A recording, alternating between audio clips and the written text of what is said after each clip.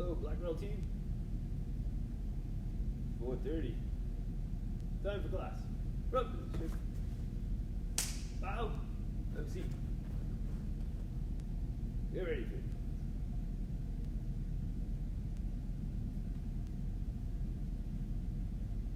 Make sure you sit down, relax, close your eyes, take a break. Especially if you're trying to learn something new, right?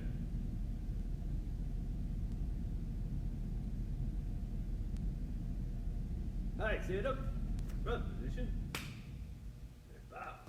Jump jacks begin. 1, 2, 3, 4, 5, 6, 7, 8, 9, 10, 11, 12, 13, 14, 15, 16, 17, 18, 19, 20. 1, 2, 3, 4, 5, 6, 7, 8, 9, 30. 1, 2, 3, 6, 7, 8, 9, 40. 1, 2, 3, 4, 5, 6, 7, 8, 9, 50. Down, please. Alright, ready? 1, 2, 3, 4, 5, 6, 7, 8, 9, 10, 11, 12, 13, 14, 15, 16, 17, 18, 19, and 20. Alright, over. Leg break. Stand up.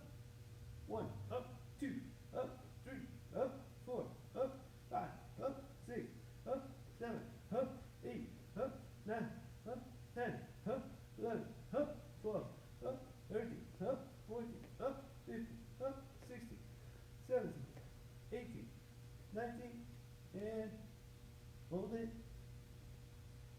like 1 inch off the ground.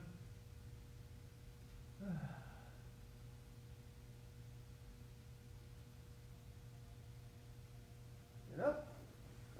20. I think. You guys weren't counting, so at least I couldn't hear you. Alright, shuffle. 1, 2, 3, 4, 5, 6, 7, 9, 10, 11, 12, 13, 14, 15, 16, 17, 19, 20. 1, 2, 3, 4, 5, 7, 8, 9. A number. 1, 2, 3, 4, 5, 6, 7, 8, 9. Number. 1, 2, 3, 4, 7, 8, 9. Number. 1, 2, 3, 4, 7, 8, 9. Number. Alright, down for push-ups. Right, this is black belt team, so what the heck? Fingertips. Alright? Yeah. So I know some of you guys struggle with them, so we won't do a million, but at least try to do them, okay? So fingertips.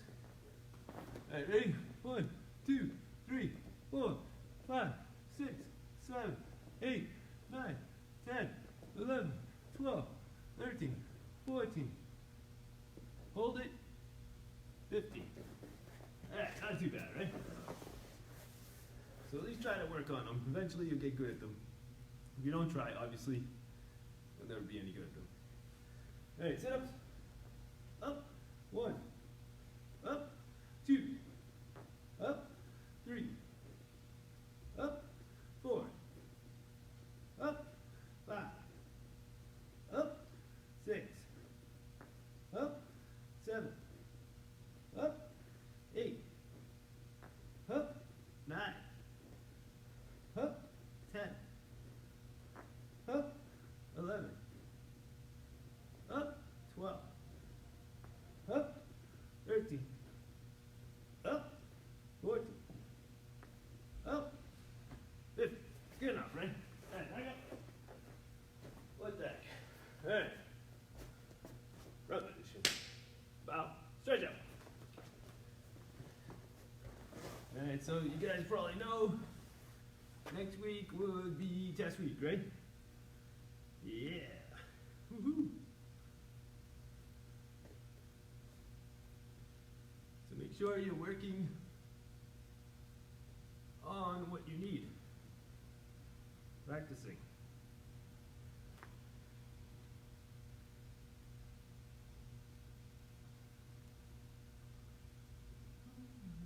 And the good news is, some students are asking questions, which is a good thing. So since I can't see what you're doing, it's a good idea to ask questions.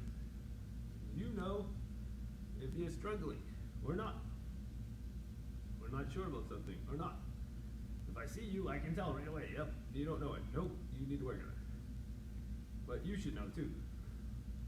Alright, switch. So, that's why we have the third rule of the school, right?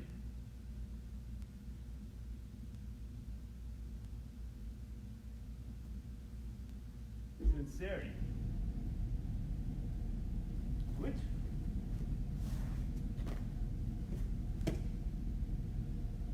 So the third rule of the school is sincerity, and it means honesty, trustworthy, truthfulness.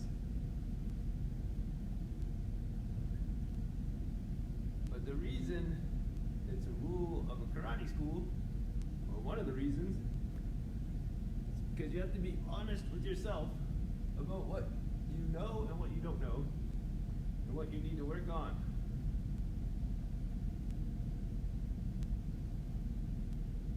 Otherwise, you're not going to learn, you're not going to progress, you're not going to get better, right? So you have to be honest with yourself. What do you need to work on? What do you not know? Then you can work on it, then you can fix it, right? If you fool yourself into thinking you know everything and do everything awesome, it's probably not going to get any better, right?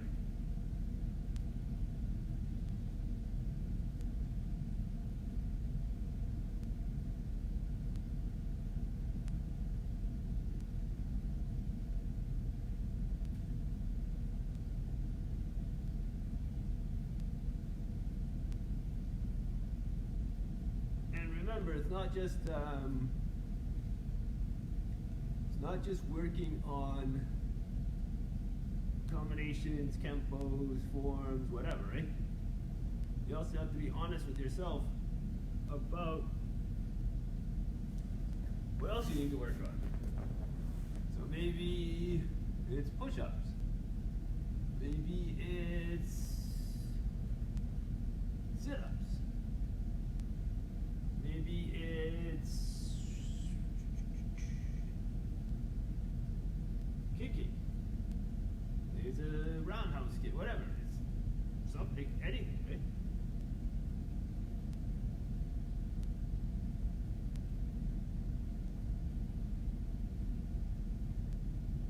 So what would you like to do better? What do you want to do better?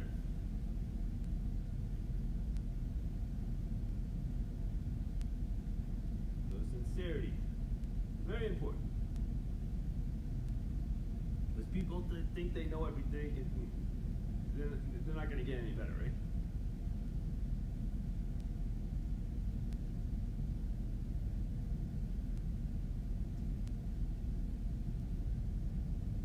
But the good news is, like I said, we had several students ask questions about what they're working on, and that's great because we can address those questions and concerns today.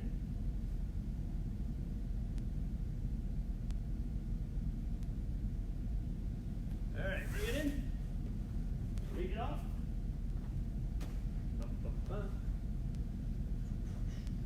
So I'll try to address several today. Save room for tomorrow to maybe do something a little more fun as opposed to material intensive. All right, row position. All right, bow. We'll start with dynamic tension form. So dynamic tension form is a Tai Chi blocking system, and it teaches you dynamic tension.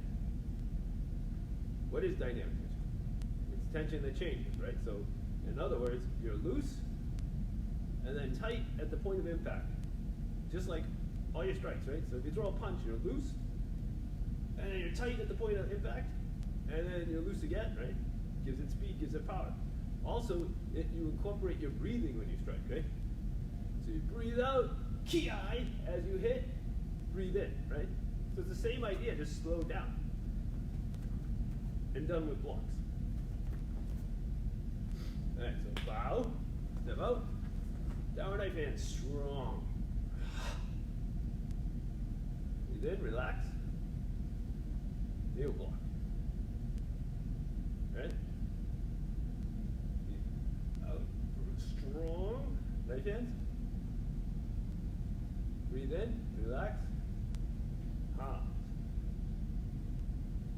Trapping palm, pressing palm.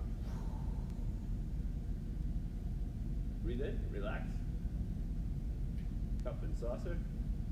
Tiger claw facing groin. Strong. Breathe in, relax. Same thing, other side. Alright, breathe in, relax. This is a transitional movement. Rising ridge hand. Grab your opponent, headbutt them, palm heel them away from you, go into a reinforced table block. So it's a table block, reinforced. Alright, then we're going to do a downward knife hand, simultaneous rising sword hand, blocking facing groin. Around in a circle and out, claws facing groin. Strong. Breathe in, relax. Table ridge hand block, we'll just do the same thing on the other side, right? Rising sword, downward right hand. Around and strong.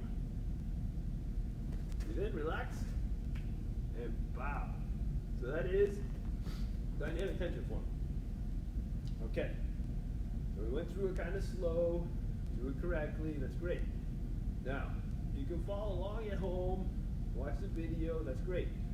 However, it also encourage you to probably read the guidebook, okay? So there's a certain amount of memorization before you can really practice it, okay? And that's just the way it is. Sometimes you have to memorize things to practice it, right? So if you're having trouble and you can't follow along, go and read the guidebook. It has all the names of the blocks and the movements there. All right, so bow. All right, we also had a question on the knife defenses. All right, so go over the knife defenses, or at least some of the knife defenses you've seen so far.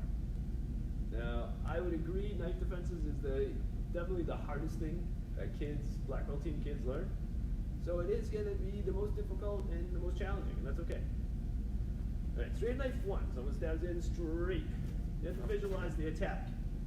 All right, person stabs in, half moon back, fighting stance, to move away from the knife, cross palm, sword hand block, grab your opponent, pull them slightly off balance. Palm heel to the elbow, hold up the arm with both hands, holding on to the knife and the wrist here, pack them down, lift up, press against the thumb, disarm the knife. All right, so straight knife one.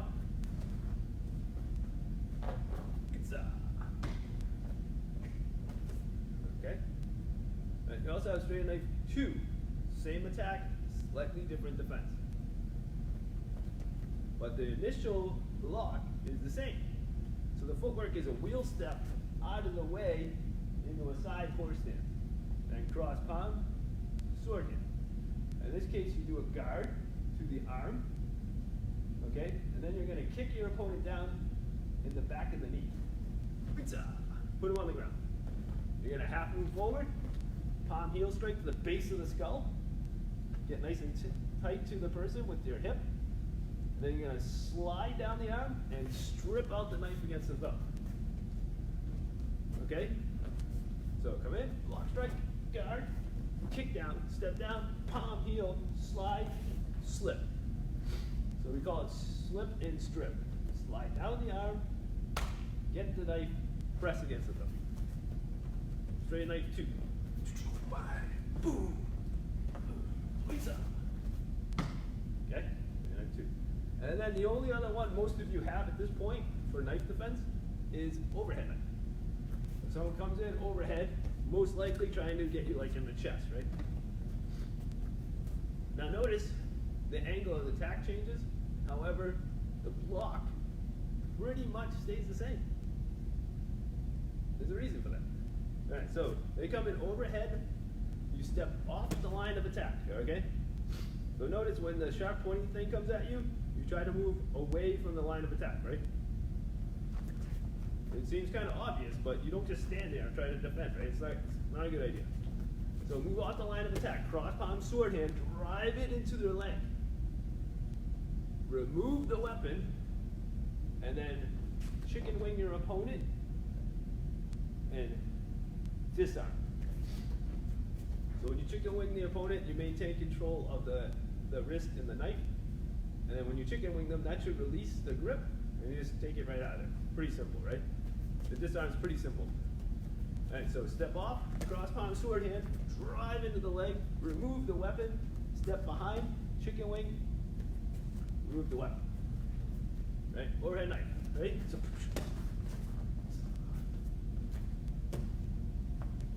all right, so that's straight knife 1, straight knife 2, overhead knife. I believe for most black belt team members, those are the only knife presets they have right now. Some of the other ones are pretty advanced and rely on a lot more jujitsu, so don't worry about that yet. Okay. Then we also had a question on Tensu Kempo 1. Personally, I like Tensu Kempo 1. I think it flows phenomenal. And an easy way to remember it is to think of Tensu Kempo 1 as Kempo A and Kempo D. It's kind of like incorporates a little of both into one preset, okay? All right, but what's different is the initial evasion, the footwork, and the block, which is a tensu block. It's basically a sword hand that becomes a little softer, okay? All right, so punch comes in, step back into a side horse stance, and do a tensu block, hold them off balance. Step in with the same foot, do a 4 block to the arm to break the arm. Reverse hammer to the ribs, palm heel to the ribs, like Kempo A, and then grab the head, pull them back and towards you, and do a shift on the side of the neck, like Kempo D. A and D, right? So the initial is different, but the rest of it's fine. So step back, block, step in, break, reverse hammer, palm heel, grab the head, shoot do. Tensu Kempo 1. Back. Pizza. Alright? Make sense? So, dynamic tension form, straight knife 1, straight knife 2, overhead knife, and Tensu Kempo 1. Don't be afraid after this class to go try to do those on your own, like 3 to 5 times each. That's good practice, but it's also kind of a test. Because if you can't remember it, go back and refer it to the guidebook and fix it, okay? You fix it, you're a lot more likely to remember it. If you're just like, just go about your day, you may or may not remember it, right? All right, so front position, bow, have a seat, close your eyes, back straight, and go over in your mind one of those techniques. So just pick one. Like, oh yeah, I didn't realize this, or I forgot that, or oh, that's new, or that's cool, whatever it is, just pick one. And visualize it. Close your eyes and visualize it. It's super easy to do, and it's super effective, right? To sit down, relax for like 30 seconds, maybe at the most a minute, and just think about the technique. And it works really, really well. It allows your techniques to sink into your subconscious. Right? And a lot of people don't know that, or they don't take advantage of it. It's silly. You might as well, right? All right, stand up, front position. All right, so remember, you are encouraged to ask questions or ask for things that you would like to see covered in the classes. So that's fine, okay? I'm here every day, so try to cover what's most relevant for students, okay? All right, bow. We will see you in your next class.